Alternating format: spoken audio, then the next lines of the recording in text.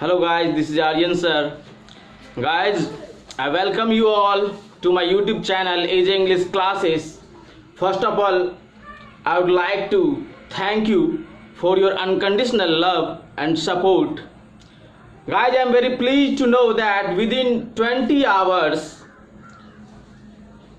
my channel got more than 100 subscribers with more than 350 views of my first video. Guys, it's really amazing for me, and it couldn't be possible without your love and support. So once again, thank you so much for your love and keep supporting me. Then, without taking too much time, I come to the point. Today actually I am going to teach you some basics of English. I have few dots here which I am gonna clear with you, solve with you. So guys, let's begin. Here the first question is, how many alphabets are there in English? मैंने बहुत बच्चों को क्लासों में यह question कई बार पूछा है और कई बार मुझे इसका जवाब अलग अलग मिला है। जैसे कि कई बार कुछ बच्चों ने बताया, जब उनसे मेरा यह सवाल था कि इंग्लिश में कितने अल्फ़ाबेट होते हैं, तो कई बार कई बच्चों ने कहा इंग्लिश में 26 अल्फ़ाबेट्स होते हैं, किसी ने कहा 1 होते हैं, किसी ने कहा 5 होते हैं। तो चलिए आज इस डॉट को हम इस वीडियो लेक्चर के माध्यम से क्लियर करते हैं। तो बच्चों, इंग्लिश के अंदर अल्फ़ाबेट्स कितने होते हैं यह जानने के लिए ज़रूरी है कि हम जानें कि इंग्लिश के अंदर लेटर्स कितने होते हैं, या किसी लैंग्वेज के अंदर लेटर्स कितने होते हैं। यह जानने के बाद ही हम जान सकते हैं कि उसके अंदर अल्फ़ाबेट्स कितने होते हैं, क्योंकि इन दोनों के बीच में घनिष्ठ संबंध है, लेटर और अल्फ़ाबेट के बीच में। इस दोनों के बीच में उसी तरह से संबंध है जैसे कि एक परिवार और उस परिवार के सदस्य के बीच में संबंध होता है। तो यहाँ पे मैं उदाहरण और परिभाषा दोनों की मदद से आपको अच्छे से समझाना चाहूँगा। तो गाइस यहाँ देखिए, सबसे पहली बात है कि अल्फ़ाबेट होता क्या है। ठीक, तो चलिए मैं यहाँ पे लिखता हूँ ABCDEFGHIJKLMNOPQRSTUVWXY एंड Z। कुछ बच्चे कहते हैं कि इंग्लिश में 26 अल्फ़ाबेट्स होता है, तो उस तरह से ये ए से लेके जेड तक जो 26 हुआ ये अल्फ़ाबेट्स हो गया, जो कि 100% बाबू रॉन्ग है, गलत है। ये 26 अल्फ़ाबेट्स कहना 100% गलत होता है। तो चलिए इधर देखिए, ये जो है आपको ए से लेके जेड तक ये सभी क्या है, लेटर्स हैं। ये सभी क्या है, लेटर्स हैं, और इसको हिंदी में कहते हैं अक्षर या वर्ड। अक्षर या वर्ड। तो आप कहेंगे कि जब ए से लेके जेड तक सभी क्या है, अक्षर और वर्ण है, तो अल्फाबेट्स क्या होता है। तो देखिए जरा यहां ध्यान से कि ए से लेकर के जो ये जेड तक का पूरा ग्रुप है, ये ए से लेकर के जेड तक का जो पूरा ग्रुप है, इस ग्रुप को हम कहेंगे अल्फाबेट। इस ग्रुप को हम क्या कहेंगे, अल्फाबेट।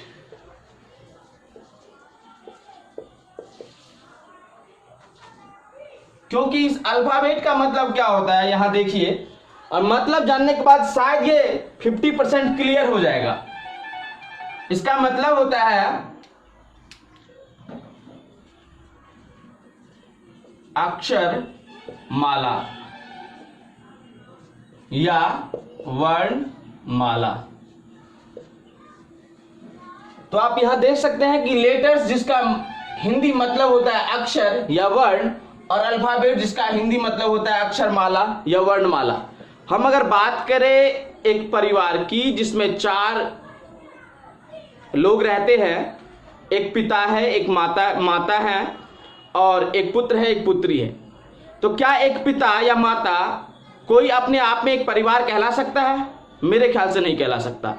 जब वो चारों सदस्य मिलकर एक परिवार का निर्माण करते हैं, उसी तरह से यह एक फैमिली, मान लीजिए ये ए से लेके जेड तक जितने लेटर्स हैं ये एज ए मेंबर हैं। इन टोटल को ऑल टुगेदर हम क्या कहते हैं? इसकी फैमिली, जिसका एक नाम दिया गया है जो कि अल्फाबेट है।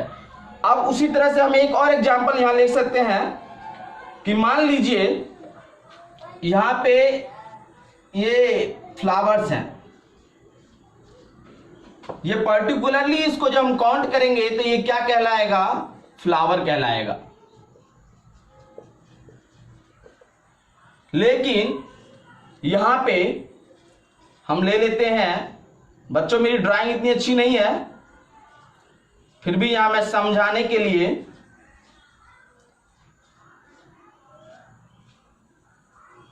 अब ये यहां पे 4 फ्लावर्स है, 4 फ्लावर्स है, जिनको मिला करके एक धागे से इनको आपस में जोड़ करके इसको क्या बना दिया गया है? एक गार्लैंड बना दिया गया है। तो जिस तरह से यहां पे ये अलग अलग होने पे फ्लावर्स ही होते हैं, लेकिन इन फ्लावर्स को एक साथ जब हम काउंट करते हैं तो इनको गार्लैंड कहते हैं, यानी कि माला कहते हैं। तो आप समझ रहे होंगे। इसी तरह से जब ये अक्षर यानी लेटर्स ए से लेके जेड तक, इसको हम पर्टिकुलरली एज ए लेटर्स लेंगे, जब ये ए से लेके जेड तक अलग अलग इसको हम काउंट करते हैं तो ये 26 लेटर्स कहलाएंगे। लेकिन इन्हीं 26 लेटर्स का जो एक अरेंजमेंट है, यानी कि एक सेट है, तो सिस्टमेटिक टेबल को हम क्या कहेंगे? अल्फाबेट कहेंगे। चलिए अब इसकी थोड़ी सी डेफिनेशन जानते हैं। हम नीचे इसकी डेफिनेशन ले लेते हैं। सबसे पहले मैं यहां पे डेफिनेशन लूंगा अल्फाबेट की। तो a systematic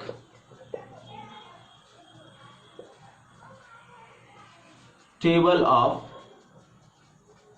letters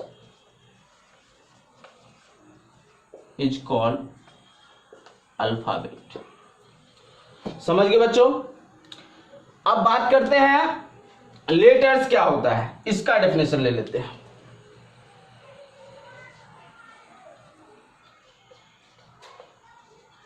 the units of sound used in construction of words are called letters। तो यहां पे आपको क्लियर हो गया कि अल्फाबेट क्या है और लेटर्स क्या है। अब हमारा अगला क्वेश्चन है, is 1 letter equals to 1 word. अगले क्वेश्चन से तरफ बढ़ने से पहले मैं आपको एक बात और क्लियर कर दूं कि इंग्लिश में 1 अल्फाबेट होता है और हर एक लैंग्वेज में 1 ही अल्फाबेट होता है, क्योंकि ये ग्रुप ऑफ लेटर्स है, उसका एक समूह है, जो क्रमबद्ध तरीके से जो उसका समूह है उसको एक नाम दिया जाता है। Alphabet is just a name given to all the letters comprising vowels and consonant. तो गाइस बात करते हैं, इंग्लिश में लेटर्स होते हैं 26। आपकी जानकारी के लिए मैं बता दूं, हिंदी में लेटर्स होते हैं 46, उर्दू में लेटर्स होते हैं 33 और अरबी में लेटर्स होते हैं 29। जिन सभी लैंग्वेजेज में अल्फाबेट ओनली 1 होता है। तो हम अपने नेक्स्ट क्वेश्चन की बात करते हैं, is 1 letter equals to 1 word. चलिए अब यहां पे हम सॉल्व करते हैं क्वेश्चन नंबर 3 को। क्वेश्चन नंबर 3 है, is 1 letter equal to 1 word. तो अभी तक आप जान चुके हैं यह परिभाषा के माध्यम से कि अल्फाबेट क्या होता है, आप जान चुके हैं लेटर्स क्या होता है। अब तीसरा चीज हम जानेंगे वो है वर्ड क्या होता है। तो अ लेटर और a group of letters having a complete sense या that makes a complete sense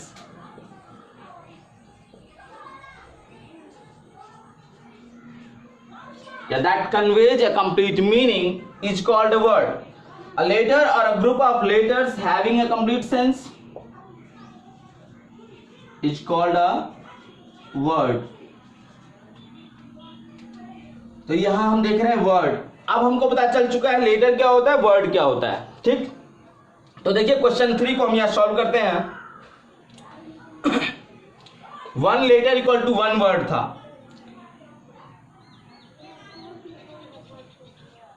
I means क्या होता है बच्चों, मैं। क्या मैं अपने आप में एक पूर्ण शब्द है?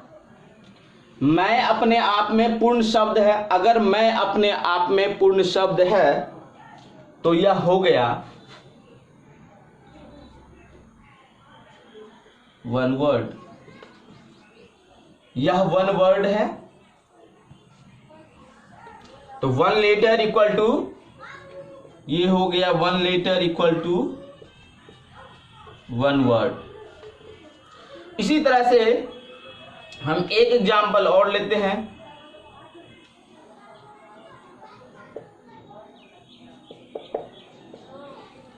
इसी तरह से हम एक एग्जाम्पल और लेते हैं। ए मीन्स एक होता है, आप जानते हैं। ए अपने आप में एक वर्ड हुआ क्योंकि इसका कंप्लीट मीनिंग है। और जो भी अक्षर या वर्ण या वर्णों का समूह जिसका पूर्ण अर्थ हो, कंप्लीट मीनिंग हो, वह एक शब्द कहलाता है। तो यह भी हो गया आपको 1 लेटर इक्वल टू 1 वर्ड। अब अगला क्वेश्चन है, is 1 word equal to 1 sentence? Is 1 word equal to 1 sentence? तो देखिए बच्चों, यहां क्वेश्चन नंबर 4 को सॉल्व करते हैं।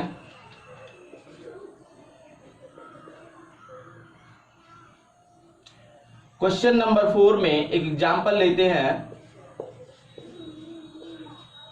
Do you know English? इसका आंसर है यस। अब आप देख रहे हैं कि पहला सेंटेंस है डू यू नो इंग्लिश, जो कि इंट्रोगेटिव का सेंटेंस है। इसके आंसर में हमने कहा यस। अब यहां पे कोई जरूरत नहीं है कि मैं यह कहूं यस आई नो इंग्लिश, क्योंकि केवल यस कहने से भी जो मीनिंग है वो कंप्लीटली कन्वे हो रहा है। अगर मीनिंग कंप्लीटली कन्वे हो रहा है, इट मीन्स जो उसका पर्पस है वो फुलफिल हो रहा है। तो यहां पे देखिए डू यू नो इंग्लिश, इसने कहा यस, हो गया। यह अपने आप में एक कंप्लीट सेंटेंस है। यह अपने आप में एक कंप्लीट सेंटेंस हो गया। समझ गए? एक एग्जांपल और ले लेते हैं हम।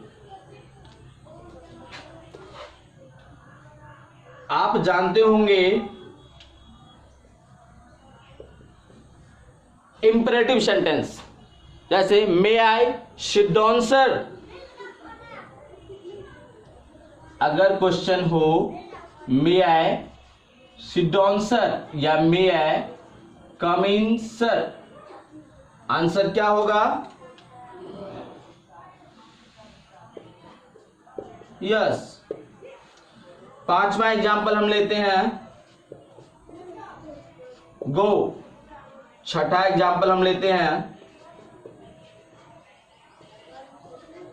कम।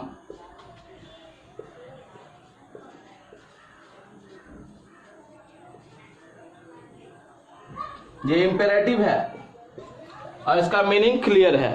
तो 1 word equal to 1 sentence possible है, हो सकता है, होता है। चलिए अब एट द लास्ट हमारा एक लास्ट क्वेश्चन रह रहा है। 1 सेंटेंस इक्वल टू 1 पैराग्राफ, उसको करते हैं।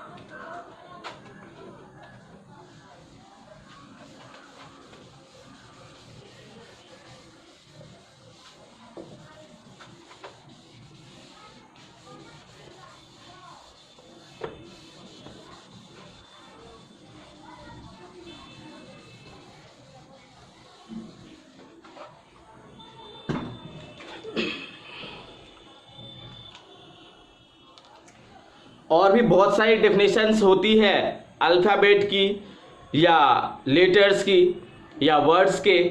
तो गाइज मैं डिस्क्रिप्शन में बाकी डेफिनेशंस भी और भी चॉइस डेफिनेशंस मैं डाल दूंगा, तो आप वहां से और भी डेफिनेशंस लर्न कर सकते हैं, समझ सकते हैं, सीख सकते हैं। तो चलिए अब आते हैं अपने 5th क्वेश्चन पर। Is 1 sentence equals to 1 paragraph. तो देखिए क्वेश्चन नंबर 5 को देखते हैं हम। ठीक है, एक एग्जांपल ले रहा हूं मैं यहां पे।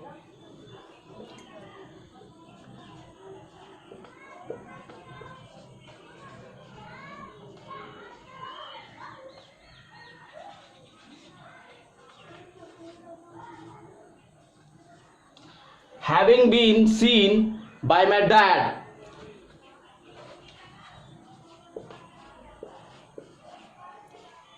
who was standing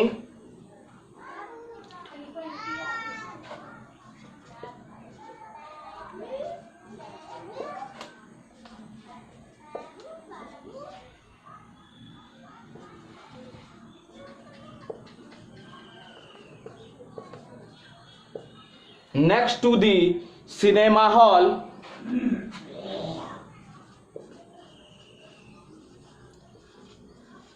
where I was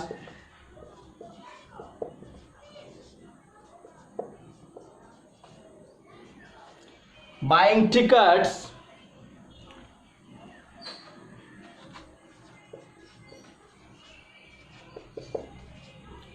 along with my friends for the movie.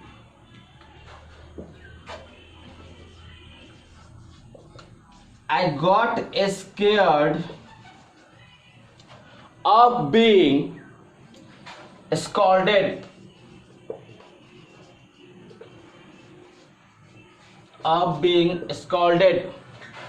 But he didn't react at all. Scolded, but he didn't react at all. तो गाइस देखिए, ये एक सेंटेंस है, इसमें आप देख सकते हैं having been seen by my dad who was standing at a shop next to the cinema hall। Means मुझे मेरे पिताजी के द्वारा देखे जाने पर, जो कि सिनेमा हॉल के बगल में खड़े थे। Where I was buying tickets along with my friends for the movie, जहां पे मैं अपने दोस्तों के साथ मूवी के लिए टिकट खरीद रहा था। I got scared of being scolded, but he didn't react at all। मैं डर गया I got scared of being scolded, कि मैं डांटा जाऊंगा, डांट पड़ेगी मुझे। But he didn't react at all, लेकिन उन्होंने कोई प्रतिक्रिया नहीं की। यहां पे आप देख सकते हैं यह सेंटेंस यहां से स्टार्ट होता है और यहां जाके खत्म होता है। तो गाइस इस सेंटेंस में यहां से यहां तक 1 2 3 4 5 लाइंस कवर करता है, और यह एक सेंटेंस एक पैराग्राफ है। तो एक सेंटेंस से आपने यहां देखा कि 1 सेंटेंस से 1 पैराग्राफ भी बन सकता है। गाइस इसी के साथ मैं अपनी इस वीडियो, जो कि काफी बड़ा हो चुका है, इसको अंत करने जा रहा हूं। तो so keep watching my videos and welcome back and see you again in my next video lecture. Bye bye, take care, see you.